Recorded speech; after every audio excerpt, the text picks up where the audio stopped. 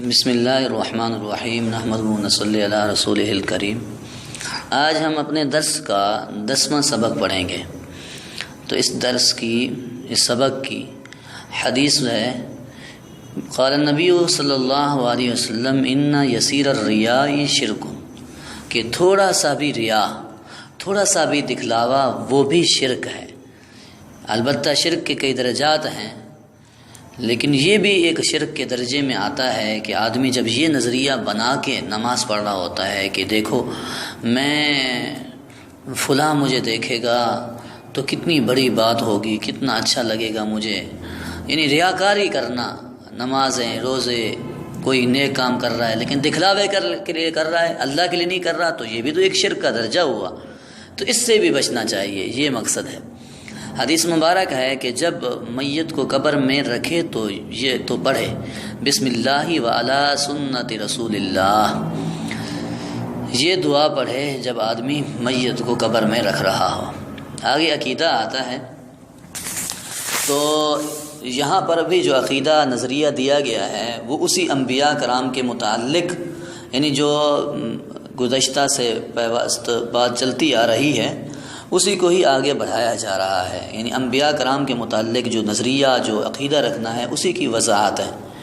فرمایا حضرت عیسیٰ علیہ السلام اللہ تعالیٰ کے نبی ہیں، انہیں اللہ کا بیٹا سمجھنا شرکیہ عقیدہ ہے۔ قرآن مجید میں، قرآن کریم میں جا بجا اس باطل عقیدے کی تردید کی گئی ہے، اور حضرت عیسیٰ علیہ السلام کو اللہ تبارک و تعالیٰ نے اپنی قدرت کاملہ سے بغیر باپ کے پیدا فرمایا ہے، اور وہ اس پر قادر ہے۔ حضرت آدم علیہ السلام کو بغیر ماں اور باپ کے پیدا کر سکتا ہے، تو ان کو بغیر باپ کے پیدا کیسے نہیں کر سکتا؟ وہ تو قادر ہے ہر چیز پر۔ انہیں سولی پر نہیں چڑھایا گیا بلکہ زندہ ہی آسمانوں پر اٹھا لیا گیا تھا، اور قیامت کے قریب وہ آسمان سے زمین پر نازل ہوں گے، 40 یا 45 برس زمین پر رہیں گے، پھر ان کا انتقال ہوگا اور حضور اکرم صلی اللہ علیہ وسلم کے روضہ مبارک میں دفن ہوں گے۔ اور بتلانے والے بتلاتے ہیں وہاں پر ایک قبر کی جگہ باقی ہے، اور وہ حضرت عیسیٰ علیہ السلام ہی کی جگہ ہے۔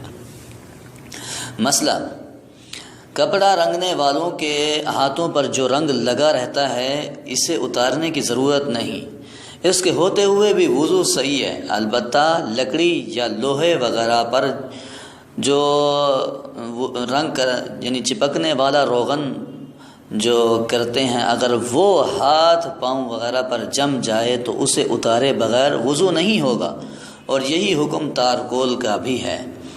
اس بارے میں ضابطہ اصول یہ ہے کہ وہ رنگ جو جلد میں جذب ہو جاتا ہے، جلد کے اندر جذب ہو جاتا ہے، اس کی کوئی تہ نہیں جمتی، تو اس کے ساتھ اس کے ہوتے ہوئے وضو ہو جاتا ہے، لیکن وہ رنگ جس کی ایک تہ جم جاتی ہے، تو مثلا جیسے چپکنے والا روغن وغیرہ ہے، تارکول ہے، اس کی ایک تہ جم جاتی ہے، ناخن پالش ہے، ناخن وغیرہ ہے، ناخن پالش، تو یہ بھی ایک جم جاتی ہے، تو اس سے وضو نہیں ہوگا۔ آگے اور مسئلہ بھی ہے کہ اگر دانت سے خون نکل آئے اور خون کا ذائقہ آنے لگے یا تھوک کا رنگ سرخی مائل ہو جائے تو تب وضو ٹوٹ جائے گا، وگرنہ نہیں، یعنی خون زیادہ نکل آتا ہے تو تب تھوڑا سا نکلتا ہے، اس سے وضو نہیں ٹوٹے گا۔ من گھڑت بات، بعض علاقوں میں دلہن کو رخصت کرتے وقت قرآن مجید کے نیچے سے گزارا جاتا ہے، اس خیال سے کہ دلہن ہر قسم کی بلاؤں سے محفوظ ہو جاتی ہے اور قرآن مجید کے سائے میں آ جاتی ہے، حالانکہ یہ بھی جاہلوں کی من گھڑت سوچ ہے۔ اس طرح قرآن مجید کے سائے سے کچھ نہیں ہوتا، اور نہ ہی یہ بات قرآن مجید کے نازل ہونے کے مقاصد میں سے ہے۔ قرآن مجید کا سایہ تو اسے پڑھنے اور اس پر عمل کرنے سے حاصل ہوتا ہے۔